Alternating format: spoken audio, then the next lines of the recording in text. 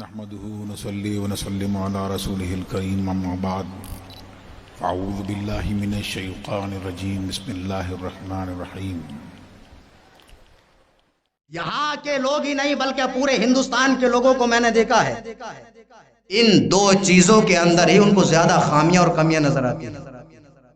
مہر میں چاہے گا کہ بس 3 روپے مہر بن جائے، 5 روپے بن جائے۔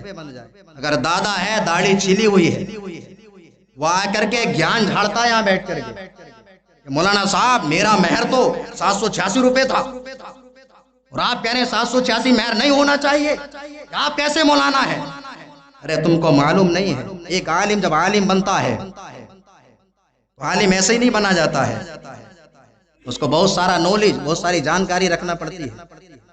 پھر ان سے سوال کیا جائے میاں آپ کی شادی ہوئی 786 روپے میں آپ کتنا مال خرید سکتے تھے؟ اسی سے آپ کو سوال کا جواب مل جائے گا۔ لیکن پھر بھی ایک ہر دھرمی اور جہالت اس کے ذہن کے اندر گھر کر چکی ہوتی ہے۔ یاد رکھیے مہر کے اندر کم سے کم اتنی رقم ہونا چاہیے کہ جس کی مقدار 10 درہم کے برابر ہو۔ اگر اس سے کم رقم کا مہر بنتا ہے تو وہ مہر کی رقم جو ہے وہ درست نہیں ہے، اور اس کی مقدار جو ہوتی ہے وہ 3 تولہ 659 ملی گرام چاندی ہوتی ہے۔ اس سے کم اگر کوئی مہر رکھتا ہے تو وہ مہر ٹھیک نہیں ہے۔ لوگ اسی میں آ کر کے بحث کرتے ہیں تمام دنیا بھر کا خرچ کرے گا۔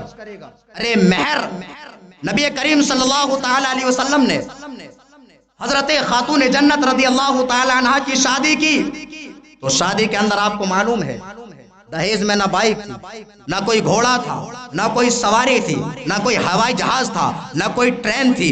نبی کریم صلی اللہ تعالی علیہ وسلم ساری کائنات کے مالک و مختار ہیں۔ اگر آپ کسی پہاڑ کو اشارہ کرتے اور اس سے کہتے سونے کا بن جا تو وہ سونے کا بن جاتا۔ حضور علیہ الصلوۃ والسلام اس سونے کے پہاڑ کو اپنی بیٹی کے دہیز میں دے دیتے، لیکن نبی کریم صلی اللہ تعالی علیہ وسلم نے ایسا نہیں کیا، بلکہ آپ نے چند مٹی کے برتن اور آپ نے ایک ایسا گدا تیار کیا کہ جس کے اندر کھجور کے پتے بھرے ہوئے تھے، وہ حضرت خاتون جنت کے دہیز میں دیتے ہیں۔ اور نبی کریم صلی اللہ تعالی علیہ وسلم کی بیٹی کا جو مہر ہوتا ہے وہ 1 کلو 700 گرام چاندی کی مقدار ہوتا ہے۔